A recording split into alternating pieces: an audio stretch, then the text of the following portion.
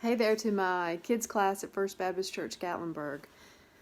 Miss Rachel and I really miss you guys. Taylor asked if we would do some devotionals from home and so that you could watch them on video at your home. So here we go. The last time we were together, we talked about Easter. You know, that's just a couple of weeks away. And how to really understand Easter, the story of Easter, you have to go back to the Old Testament. And so we started with Abraham and how God called him out of his home land, the land of Ur, and he moved to the promised land. And that's exactly what he did. He did what God asked him to do. And in his very old age, he and Sarah, his wife, had a baby boy. In fact, Abraham was 100 years old when their son Isaac was born, and they named him Isaac because it meant laughter. They couldn't believe that they had had a baby when they were so old, and they laughed about that.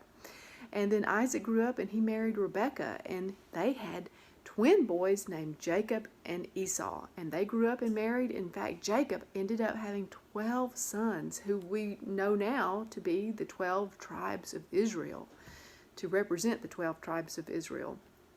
And Jacob had a favorite son named Joseph. Now, I found an old doll that Abby had in her some stuff that I have stored, and here we go. Here's his favorite son, Joseph, and he gave Joseph a coat of many colors, and this made his brothers so jealous. In fact, they were so jealous of him, they threw him in a pit, told their father that he was dead, and sold him as a slave to Egypt. And so he ended up in Egypt. He was thrown in prison. A lot of things happened to Joseph, and you can read about them in the Bible with your family and the book of Genesis. And Joseph was able to get out of prison when he interpreted a dream for Pharaoh. That means he told Pharaoh what the dream meant. And the dream meant that they were going to have a drought and famine, and there was not going to be enough food around. And so Joseph became Pharaoh's right-hand man, and they built storehouses and saved lots of food.